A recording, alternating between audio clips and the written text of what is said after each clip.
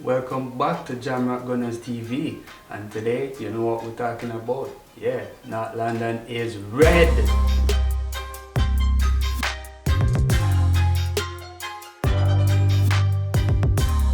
It's been a while.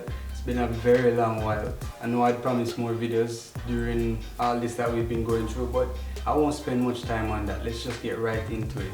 I've had to take some time and really process what has happened. We've had a terrible season, and so far this London derby has been something good for us to actually celebrate.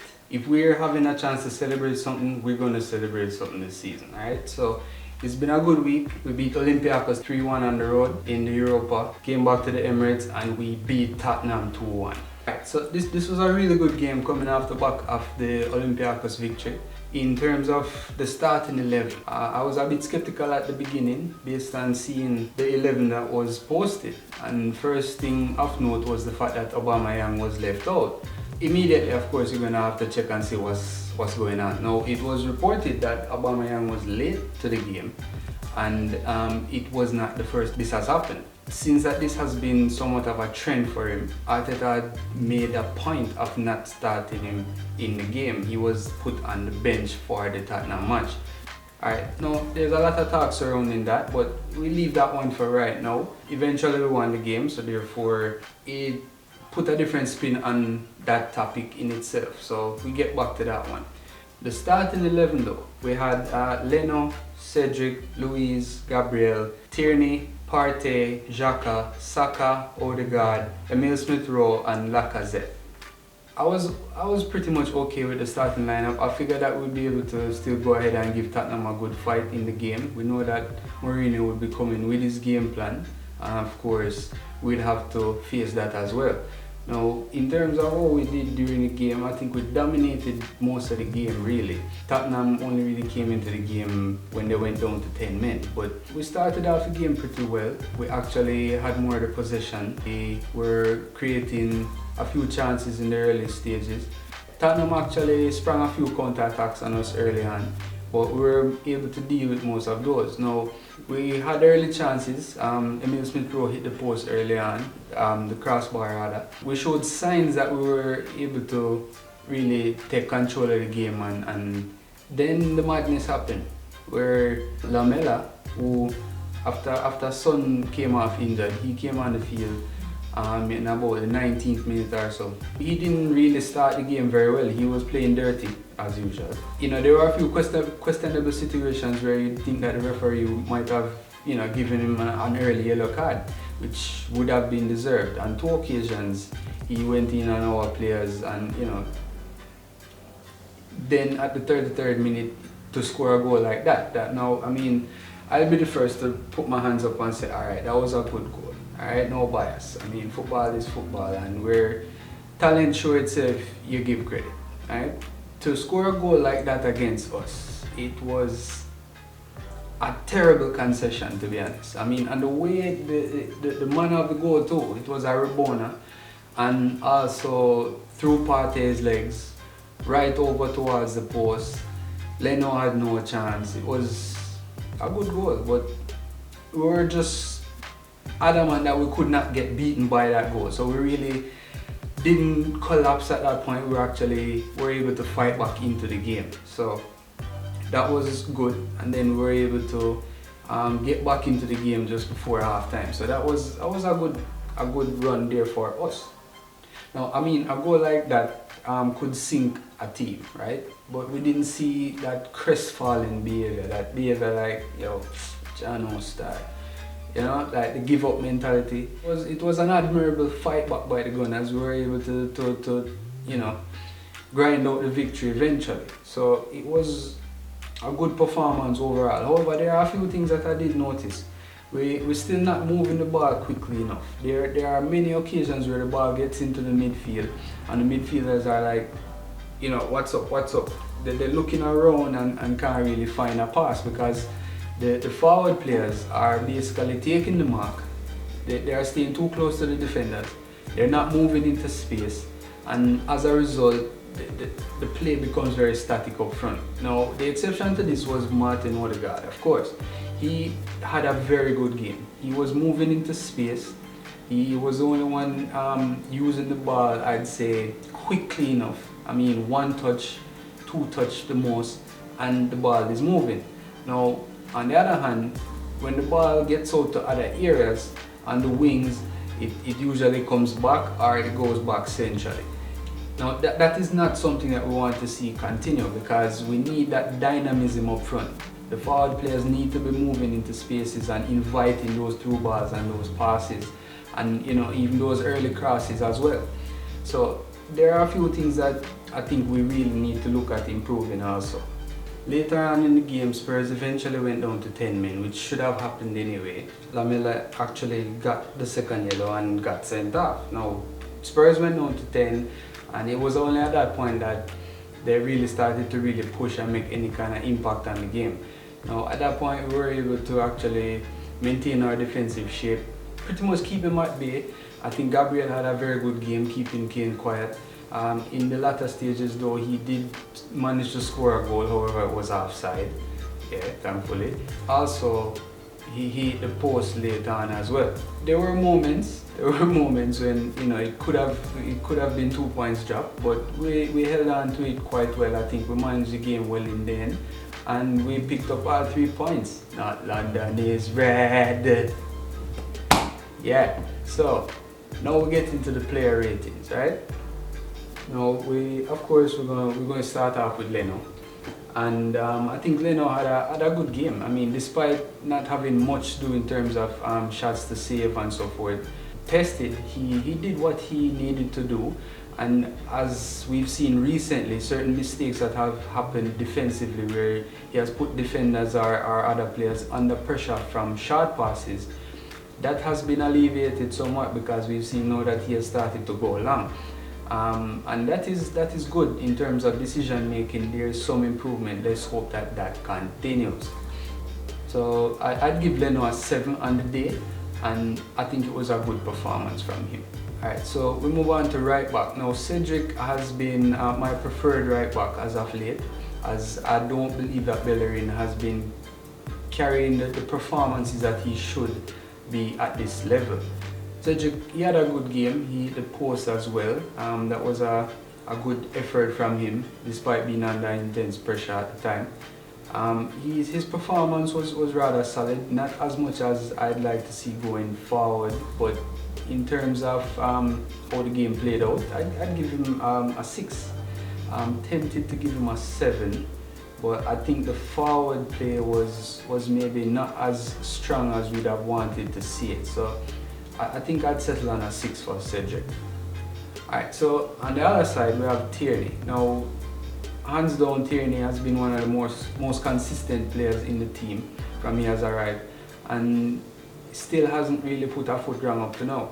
Tierney had a very good game because he was able to pretty much neutralize Gareth Bale. For the entire game, Bale was pretty much absent.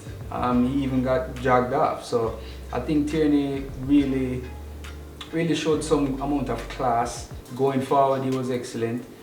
Just the fact that he kept Bale quiet right throughout the game and got him taken off, and did so much going forward as well. I think an 8 is deserving for Tierney. Now for the centre backs, Gabriel had an intense match. He did quite a bit for us defensively in terms of monitoring Kane, keeping him quiet. He was also responsible for a last-minute clearance off the line that would have caused us to drop 2 points. So that in itself was also very, very important in today's game. Defensively, he was solid as usual. He read the game well. Was always looking to actually get the ball into the midfield quickly. That is something that has been lacking also, moving the ball quickly. So Gabriel will get an 8 out of 10 for his performance. His partner in central defense, David Luiz, again another solid game from him. Not as mistake prone as he has been in the past. He has put together a string of decent games where he has been quite solid. He has been taking charge, showing his experience in the back line, and it has actually made a difference. Somehow he has got his head in the game somewhat and has been rather solid. Now a 7 out of 10 for Luis. Now on to Xhaka, the player that everybody likes to hate. Now Xhaka actually has not been playing badly at all. Like Luis, he has shown good form in terms of just getting the job done, quietly getting the job done. Now this is a very polarizing character, but Xhaka, I am one for moving him on at the first opportunity. However, in the current situation, he's probably the best of what we have to partner up with Partey at the moment. So he actually had a good game also. It's hard to find a player now that didn't have a good game, but I'd give Xhaka a 7 out of 10 as well. I think he did less of the sideways passing as he usually does. I see that he was actively looking for Odegaard to get the ball forward and try to get things moving somewhat. So defensively, of course, when Tierney goes forward, he fills in that somewhat of a hybrid role of being a left back as well. Now, this has worked for us. But I still think we need better than Xhaka. Come on, people, come on. We'll move on to Partey. Partey, I just said that we didn't really have a player that didn't have a good game, but here is one, Partey. Partey did not have a good game. Straight off the bat, I'll tell you, I'll give Partey a 5 for his performance because he was a bit sloppy today, in truth. He actually gave up possession quite easily, got caught on the ball a few times, stray passes, very unlike him, right? And I don't know, we need to see what's up with him, because if he's not functioning the way that we need him to, then something must be off and we need to address that. 5 out of 10 for Partey, can do and must do better. Alright, so we move out to Saka on the right. Now Saka has had a long stretch of games where he has been consistently performing at the top level. There was a break where he was rested, and now that he's back, he seems a little bit off the pace. Sometimes you need to save a player from himself. Maybe Saka is one of those players that shouldn't be rested. Maybe he's one of those type of players that will play every minute of every game and just physically is able to keep up with it. Comment down below your opinion on whether or not Saka is one of those players you think that should just play every game. Yeah, let me know. Alright, but in terms of his performance on the day, I think he was a bit poor. He seemed off his own pace, and I'd actually give Saka only a 5, maybe a 6. No, I don't think there was enough from him to give him a 6 today. I think he was actually just poor today. We will need him on top form for Thursday, be sure of that. Alright, so on the other side, we go to Smith-Rowe. Now, ESR had a decent game. I had concerns of him playing on the left, also playing alongside Odegaard. And I was a bit skeptical, but happy to be proven wrong. He had an impressive first half, to be honest. He hit the bar, yeah, he hit the bar early on. And I mean, Lloris was in no man's land. He had no chance to save that. But just a bit unfortunate, it was off the bar. His head didn't drop, he stayed in the game, was trying to still link up play. However, I think his movement was a bit lacking. He wasn't as dynamic as we need him to be in terms of moving into spaces, looking to receive the ball and so forth. But all in all, I think he should have been running at the defender a bit more. That defender was I mean, Doherty is like really slow. I mean, I thought he was a bit quicker than that, but seeing him against ASR, it was, yeah, he should have been really running at him more and trying to create a bit more from the left. Instead, it really fell to Tierney on the overlap. But all in all, he had a good game. I'd give him a 7. So with the concerns of ASR and Odegaard playing together, I think we've seen that it can work, right? And Odegaard, his game in particular, I'd give him an 8 out of 10. Now listen to why I say an 8 out of 10. He was the one that was actually coming short to collect the ball, moving into spaces, playing the one-touch passes, playing the 1-2s with Lacazette. He was the one that actually kept it going, kept it moving. Now, if all front four were able to do that, we'll be able to cut through any team, right? Now this guy is playing for his move, right? He is saying that he likes the Arsenal way of football, and he's saying to Madrid, okay, all right, here what, free me up, man, free me up, yeah. So hands down, I'd sign Odegaard permanently at the first opportunity, right? He is that number 10 dynamic person that we've been looking for since Ozil started to not do that anymore. You get me? So I think Odegaard was probably man of the match. Very close, very close.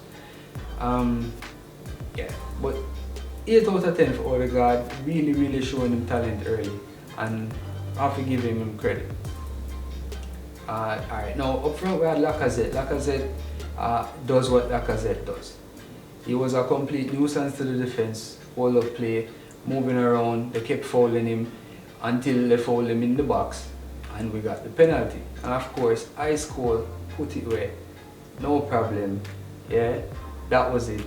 And we really never looked back from there. We kind of just held it together from that. And yeah, like I said, 8 out of 10, no question, 8 out of 10. I mean, he's not the striker I'd say that is ideal for us to really move on to the next level, right? But we have to support the players that we have, and he has been really pushing hard and doing well. So kudos to Laka.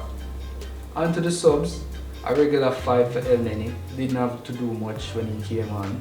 Willian, pretty much the same thing. Never had much to do, another 5 for him as well. Pepe, I need to say something about Pepe. Now, Pepe came on for a very short time and was able to actually still make a difference in the game. Now, I'd give Pepe a 6 only because the time spent on the field. But in terms of impact, I think he is a genuine talent, and we really need to play him more in more games. Arteta really need to free Pepe straight. We see what he can do, and in truth, we need him out there to do it. Yeah? So all this thing now with Aubameyang, we see say, alright, we can't even beat Tottenham without Aubameyang. No disrespect, I'm a baller. But we have talent in the team. We just need to get the team together, get some transfers sorted out, some outs, some ins. We're good from this still. But since we mentioned Arteta, we need to talk about Arteta as well. Let me start off with the rating, and then I get into the reasons. Arteta would get a 9 out of 10 today. Alright, 9 out of 10 for the reason that he trusted his squad. Alright, he won the game. Alright, he also made a point out of Aubameyang. Now, touchy one, yes. But if you're the captain of a club and you are held to certain standards by both your teammates and those around you, then you should act accordingly. So if this is not a one-off and it's a pattern, then you should be disciplined for it. Yes, don't get me wrong, it was a big risk. Arteta, it was a big risk. Taking out your captain, your talisman for a big game such as this was very risky. It worked out and we won the game. So nobody will be saying this or that. But if we had lost the game, it would have been a different story. So it was a risky move, but it worked out, and kudos to you. I'm glad that you were able to show that you trust your own squad. To leave out such an important player and still trust that the squad would get the job done. So the other thing now is that he has finally beaten Mourinho. Now, Arteta has never beaten Mourinho as a player or a manager, and he has finally done that, which concludes that top 6 list. So he has now beaten all the top 6 managers, which include Pep, Klopp. Alright, I should have these, so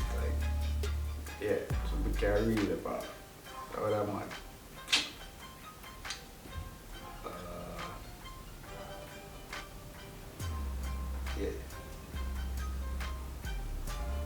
Alright, so he has now beaten the top 6, which include Pep Guardiola, Jurgen Klopp, Brendan Rodgers, Ole.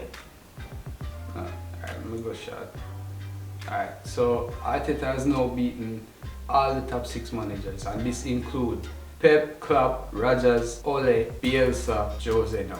That is a feather in his cap, I guess, right? Right now we need to see transfers and we need to see the back at Kroenke, seriously. Alright, so referee, 3 out of 10, not spending too much time here. Lamela should have been off long before he was. Several cards should have been given that weren't given. Credit to him for giving the penalty right away, because that was clear and obvious. But aside from that, Premier League just needs some new referees. That is really my review. I'm very calm at the moment, as it took me a little while to be able to even calm down to do this video. We've not had much to celebrate this season, so now we make us celebrate. You see me? Right now, North London red. Yeah, so first video back in a long time. So yeah, just don't bother judge me too harshly. Just still drop the like, leave a comment, share the video, subscribe to the channel and make we grow the thing. You don't know JamRock Gunners TV. Gunners!